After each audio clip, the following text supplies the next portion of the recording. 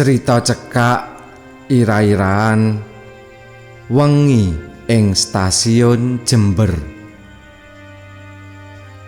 Anggitanipun R.D. Priharsono.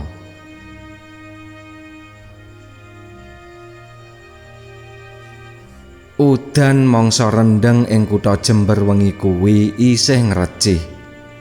Angin tumiyup alon ing stasiun.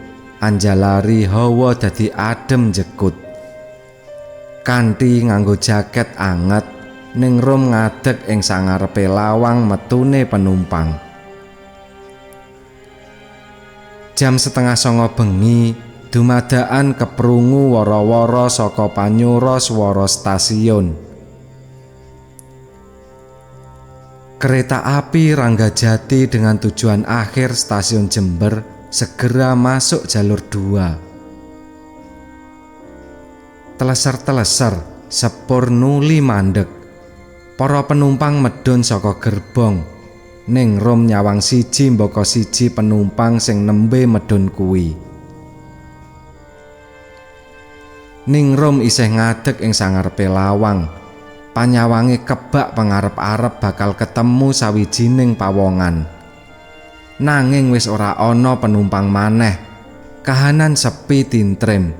Sorot mripate Ningrum kedadak surem. Atine krasa angluh temlawung. Sejatine ora mung wengi iki Ningrum ngadeg ing stasiun kuwi. Nanging saben wengi dheweke tansah menyang stasiun. Aku bakal setya mapak tekamu, Mas, ujare ngrantes. Iya, ing stasiun Jember iki setahun kepungkur Ningrum lan Sambada pepisahan. Kanthi janji Sambada enggal bali maneh nemoni Ningrum nuli ngresmekake nenikahan. Rikala kuwi sumedhut rasaning ati. Ningrum nangis sesenggukan. Embuh kapan bisa ketemu maneh kelawan Sambada sang pepujaning ati. Pancen stasiun asring dadi papan pepisahan kanggone wong lanang wadon sing nembe ngrajut talining asmara. Ing stasiun akeh pawongan sing remuk-rempu atine jalaran kapedotan katresnan. Swara tangisan, ulat surem, loh dleweran minangka sesawangan sing asring dumadi. Geneya donya iki katon peteng dedet lelimengan ketutup pedhot. Sok kapan tekamu, Mas? Apa kowe lali janjimu? Ujare Ningrum kanthi loh dleweran. Apa mbok menawa ana geter tresna liya sing gawe atine Mas Sambada kena godha? Pitakone Ningrum alon sinambi mesem getir. Ora mung pisan pindho Ningrum ngupaya amrih bisa sesrawungan maneh karo Sambada. Nanging Sambada kaya dene angslep bumi ora bisa digoleki. Lan ora ngerti ing endi papan dununge saiki. Telepon lan WA ora bisa sambung. Mbok menawa nomere wis ganti. Akeh sedulur lan kanca sing nuturi amrih Ningrum ora lunga menyang stasiun saben wengi. Nanging kabeh kuwi ora bisa nglunturake kekarepane Ningrum. Akeh sing ngarani menawa Ningrum saiki wis ora genep nalare. Owah pikirane. Udan isih riwis-riwis ing stasiun tuwa tinggalan londo kuwi. Sikil ringkih iku nuli njangkah ninggalake stasiun kanthi isih duwe pengarep-arep embuh sok kapan Sambada bakal bali netepi janjine. Mbok menawa sesuk bengi minggu ngarep apa wulan candhake bisa ketemu Sambada. Kaya wengi-wengi adate, bengi iki Ningrum wis ngadeg ing lawang metu penumpang. Jam 6:30 punjo 5 bengi sepur Logawa Stainless Steel New Generation jurusan Purwokerto Jember mlebu ing stasiun pungkasan Jember. Atusan penumpang enggal medhun nuli metu saka lawang peron. Dumadakan saka Kadowan Ningrum nyawang salah sijining pawongan sing nembe medhun saka sepur. Wong lanang gedhe dhuwur, kulitane sawo mateng resik. Wewayangan Sambada teka ing sangarepe Ningrum. "Ora salah, kae mesti," ujare Ningrum nuli mlayu mapak pawongan kuwi. Sakwise cedhak wong lanang kuwi enggal dirangkul kanthi kebak sih katresnan. "Mas Sambada, aku kangen Mas, aku kangen sliramu," ujare Ningrum nangis sesenggukan ing pundhake pawongan kuwi. Ningrum lega, rumangsa ayem tentrem dene ing wengi iki bisa ketemu sang pepujan ati. Nanging rasa lega kuwi mung sedhela, kekarepan asring cengkah karo kasunyatan. "Sapa kowe? Sapa kowe, Mbak?" pitakone pawongan kuwi alon. Dek, Ningrum kaget. "Kowe Sambada, aku pepujan atimu, Mas." Wangsulane Ningrum sinambi nyawang maneh pawongan kuwi. "Apa iki bener Sambada, apa dudu?" pitakone Ningrum marang atine dhewe sing wiwit gojag-gajeg. Disawang maneh, pancen wong lanang kuwi gagah pideksa kaya Sambada. Nanging kasunyatane dudu Sambada. Ningrum enggal ngeculke tangane wong lanang kuwi. "Aku njaluk pangapura, Mas. Tak kira panjenengan Sambada, pepujan atiku sing wis setahun ngilang." Kandhane kelincutan semu sedih. "Sami-sami, Mbak. Aku yo njaluk pangapura." Wangsulane pawongan kuwi ngguyu tipis.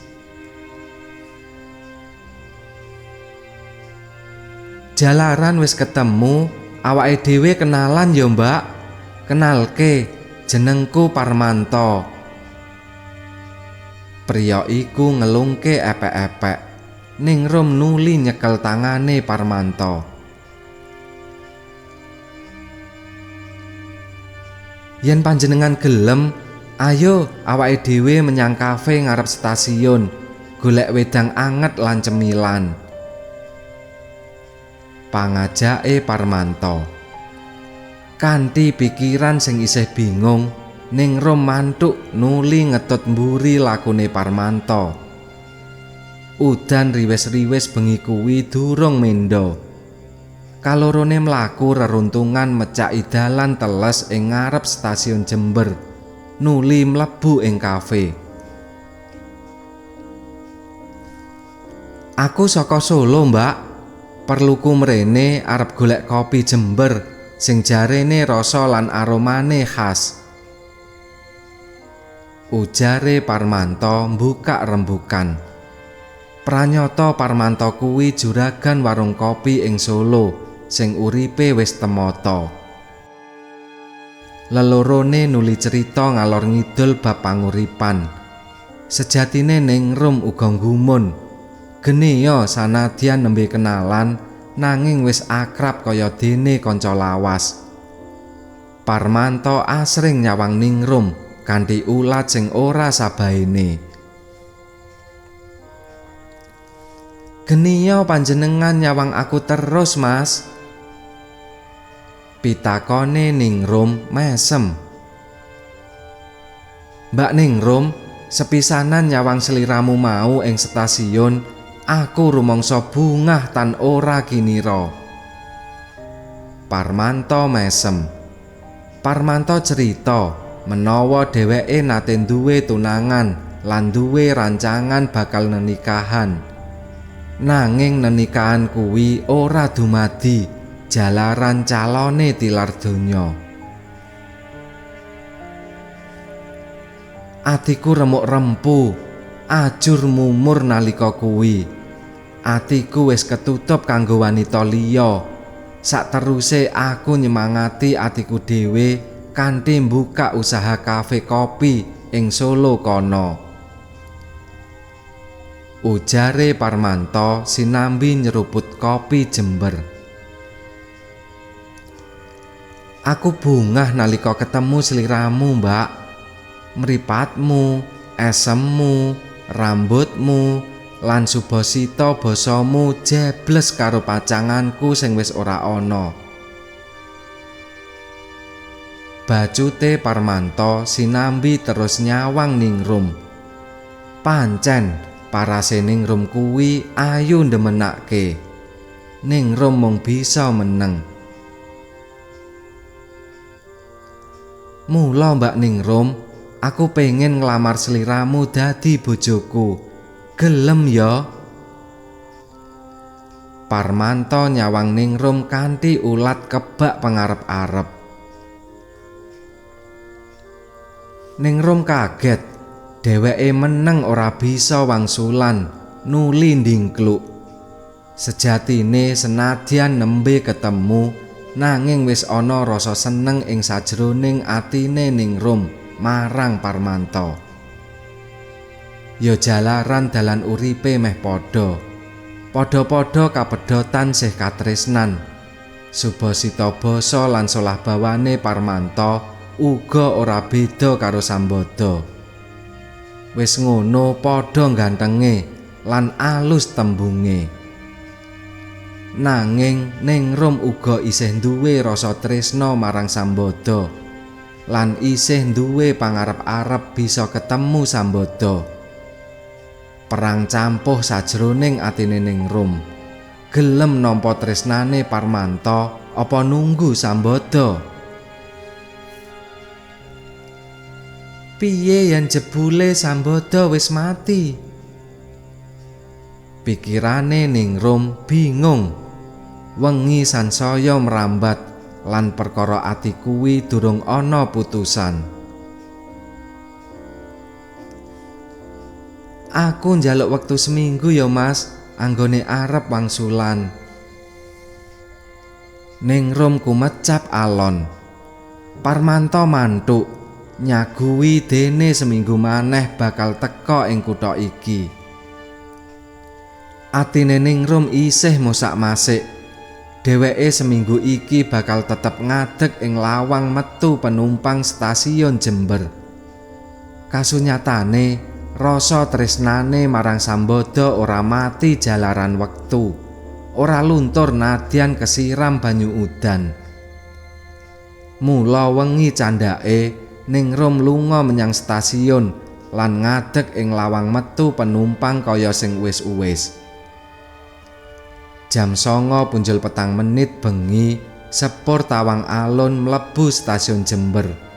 Para penumpang enggal medhun nuli metu saka lawang peron.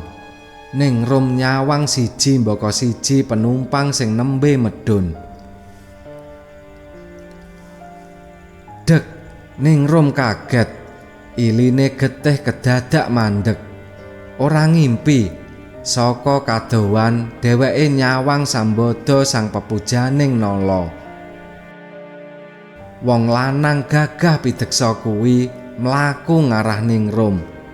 Ningrum mlayu mapak tekane Sambada, banjur ngrangkul rapet. Geniya nembe bali saiki Mas, aku kangen sliramu. Ningrum nangis sesenggukan ing rangkulane Sambada. Aku nagih janjimu setahun kepungkur Mas, awake dhewe enggal nikah.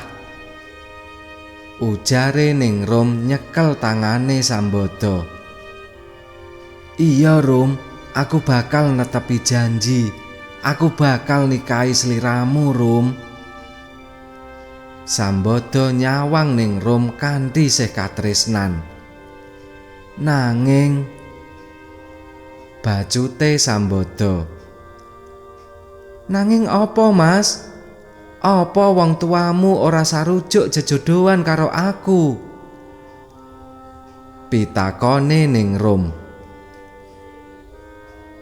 Blegerku pancen jebles karo Sambada. Solah bawaku uga ceples karo Sambada. Nanging sejatine aku Kambada, sedulur kembare Sambada. Ujare Kambada. Ning Rum njolo disawang maneh wong lanang ing ngarepe kuwi kanthi luwih terwaca. Mripate, alise, irunge, lambene lan sakabehe pancen kaya-kaya kuwi Sambada. Nanging ing kupinge wong lanang kuwi ana cacate. Beda karo kupinge Sambada sing sampurna. Sejatine tekaku mrene, aku arep menehi kabar kowe yen sedulurku kembar Sambada wis tinggal donya setahun kepungkur jalaran lara.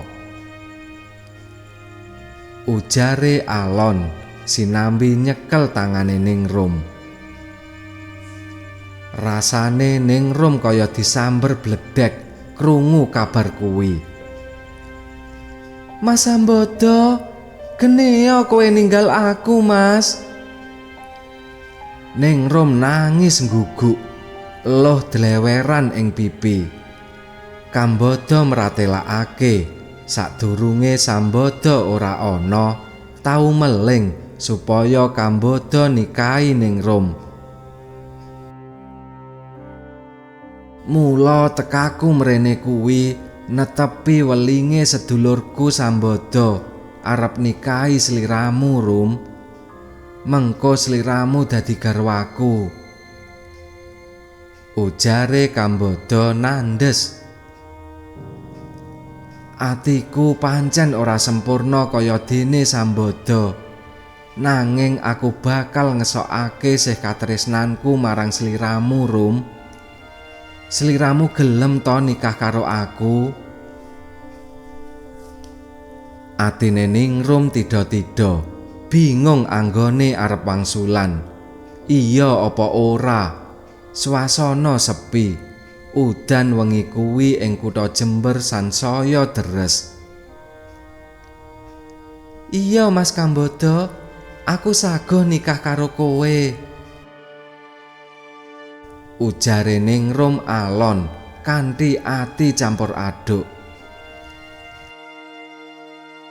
Ning Rum gelem nikah karo Kambada, jalaran Sambada mbiyen pancen nate cerita. Dheweke duwe sedulur kembar sing sifat lan solah bawane becik. Ning Rum wis duwe angen-angen bale wismane karo Kambada ing tembe mburi mesti bakal sumeblak padang kaya dene rembulan andadari. Matur nuwun Rum, enggal dak rabi sliramu. Nanging Kambada kedadak meneng, kaya-kaya abot anggone arep mbajutake tembung. Nanging piye, Mas? Pitakone ning Rum.